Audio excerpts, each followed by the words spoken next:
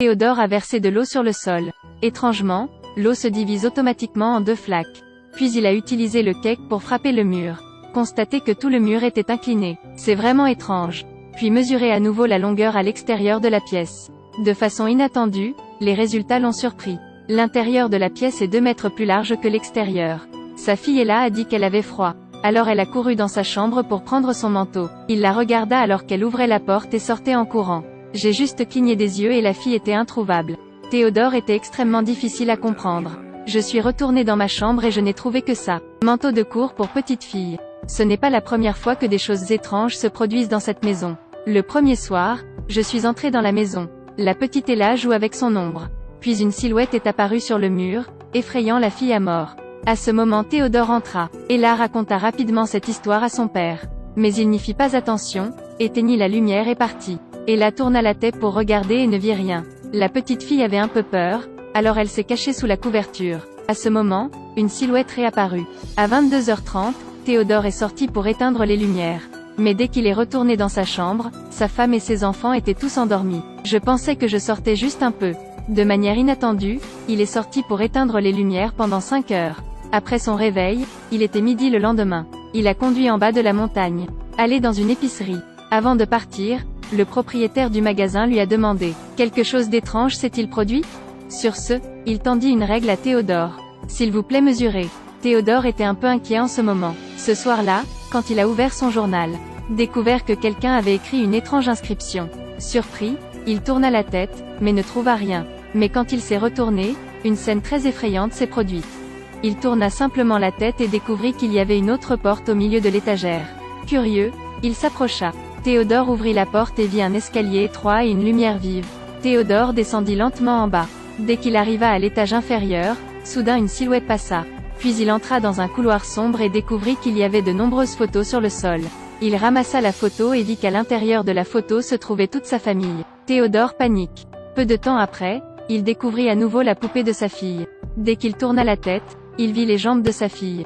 Théodore se précipita. Mais la fille est déjà morte. Il n'en croyait pas ses yeux. C'est définitivement un cauchemar. Il a battu et griffé son corps à plusieurs reprises, puis a cassé le vase de verre, puis coupé le poignet avec des éclats. Mais toujours pas d'effet. Il fixa le vase cassé puis se poignarda violemment le cou. Il s'est enfin réveillé. Il prit une profonde inspiration comme s'il avait été étranglé. Puis il conduisit sa femme à la bibliothèque.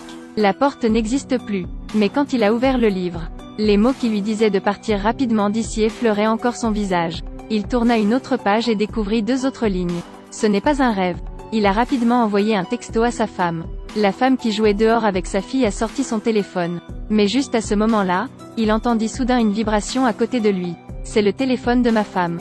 Il était choqué. Il s'est avéré que sa femme avait 2 téléphones mais les lui a cachés. Théodore sortit avec colère pour demander à sa femme. Elle a également admis qu'elle était folle. 2 personnes qui se disputent. Puis la femme en colère est montée dans la voiture et a quitté les lieux. Peu de temps après le départ de sa femme, une chose étrange s'est encore produite. Tout d'abord, l'eau versée sur le sol se sépare naturellement en 2. Puis il a découvert que le mur de la maison était incliné. Il a mesuré la longueur de la pièce et a découvert que l'intérieur de la pièce était 2 mètres plus large que l'extérieur. La fille d'Ella est allée dans sa chambre pour prendre son manteau. Mais quand il a franchi la porte, il a su qu'il avait disparu sans laisser de traces.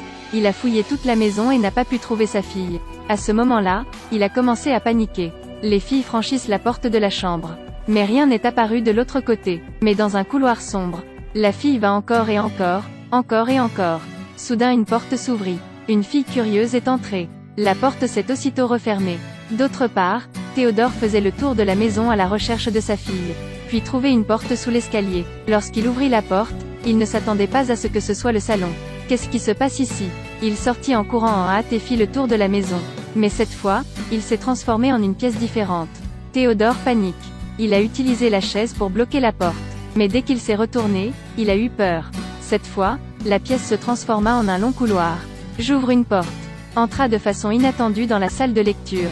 La porte au milieu de la bibliothèque réapparut.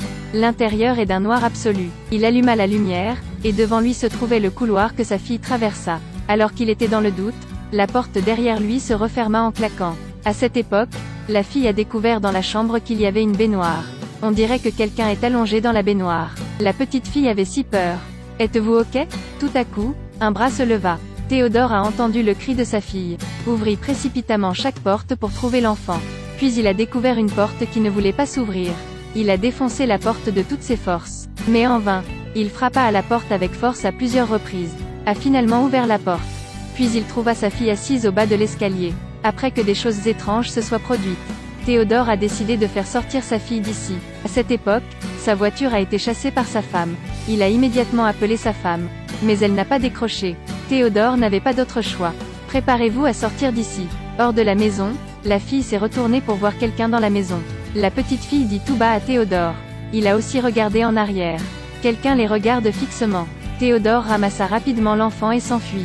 Juste comme ça, père et fils ont couru et couru. Il ne fallut pas longtemps avant qu'ils ne voient la lumière au loin. Théodore leva les yeux. Mais la vue devant lui faisait peur. Il s'est avéré que devant eux se trouvait toujours la vieille maison. Il fait très froid dehors en ce moment. S'il continuait à courir, il serait mort de froid. Théodore a décidé de rester une nuit et de partir demain matin. Pendant que Théodore dormait, un éclair de lumière le réveilla. Théodore soupçonne que quelqu'un se cache dans les toilettes. Mais quand il a vérifié, il n'a rien trouvé. À ce moment, la porte se referma brusquement. Il s'est précipité dehors. Mais devant lui, c'était le silence de la nuit. Puis il a vu cette baignoire.